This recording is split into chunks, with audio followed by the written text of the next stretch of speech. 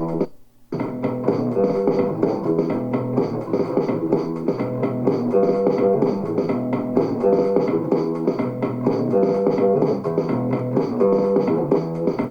to the rhythm. The rhythm beats the drum. All right, folks. I'm here today, and this is the third day of Kwanzaa, and so I'm going to get into this. And I have a story that I truly ran upon here, and I know I said I was going to try to keep all my stories on the positive tip for the Kwanzaa era here, but this is something that I stumbled up on, and I think I really need to speak on it. Okay, here's the third day of Kwanzaa, Ujima, focused on the principle of collective work. This is a time to celebrate working together as a community and the responsibility all have the greater good. Here, the black candle is lit, then the red one from the night before, and finally the farthest right green candle. So, like I said before, on the Kinara you have which is the Mishu Masaba, you have going through the process, you have 7 candles. You have the black candles in the middle, and then on the left you have 3 red candles, and on the right you have 3 green candles. So today, which is the third day, you relight the black candle, you relight the far left red candle, and then you light the far right green candle. Okay, and then you after you go through your focus on what the word of the day is and your responsibility, then you go ahead and extinguish those candles, and then you relight them the next day on the 4th day. Now here's the story that I read upon, and that's one thing about history. You always find out a lot of stuff about history, and I might break this down into 2 parts because it's pretty long.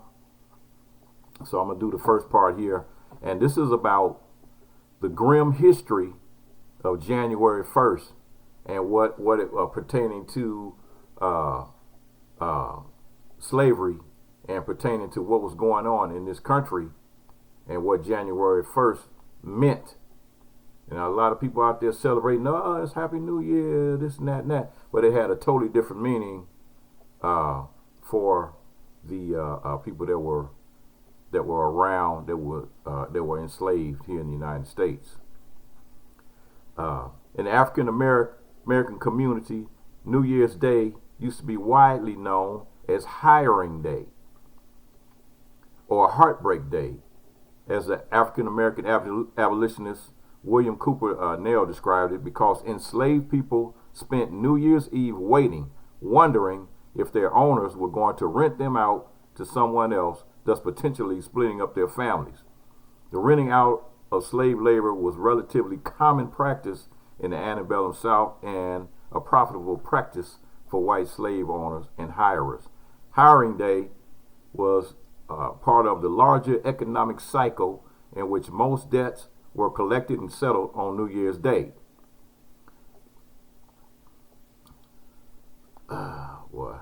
Some enslaved people were put up for auction that day or held under contracts that started in January. Those transactions also took place all year long, and contracts could last for different amounts of time, but these deals were conducted privately among families, friends, and business contracts, and slaves were handed over in town squares, on courthouse steps, and sometimes simply on the side of the road. So accounts of cruelty of Hiring Day came from records left by those who secured their freedom, who described spending the day before January 1st hoping and praying that their hires would be humane and that their families could stay together. Of all the days in the year, the slaves dreaded New Year's Day the worst of any. A slave named Lewis Clark said, in an 1842 account.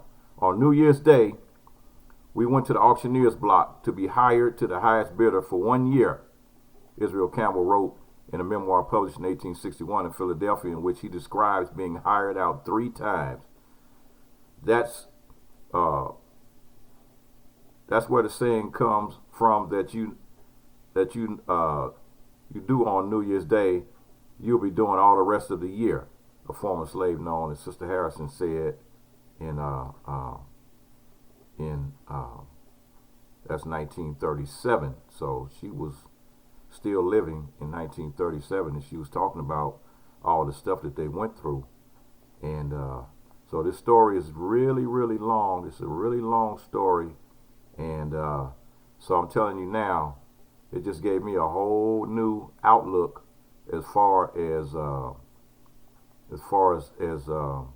what was going on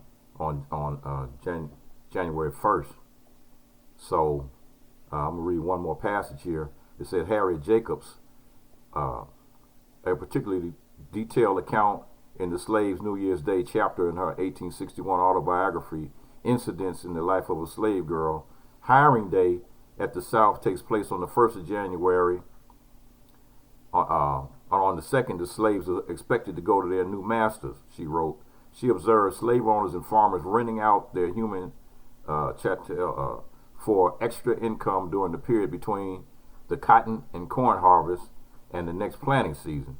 From Christmas to New Year's Eve, many families would wait anxiously to find out whether they would be rented out and to whom. On New Year's Day, at that appointed hour, the grounds are thronged with men, women, and children waiting like criminals to hear their doom pronounced. Jacobs. This story here is real deep. It's a real heavy story, and I'm just like, when I read it, I was like, whoa. It just kind of caught me off guard, because I was looking for something good, something positive to to bring up, and this story hit me and it weighed so heavy on me, I just couldn't hold it. So pardon me for breaking my promise as far as like trying to bring something positive. This is a story here. Maybe I might complete it after Kwanzaa's over. But history is the real deal. A lot of young people out there saying, you wasn't there. But see, that's what history is all about. You have to know the past so you won't repeat those problems all over again. Peace.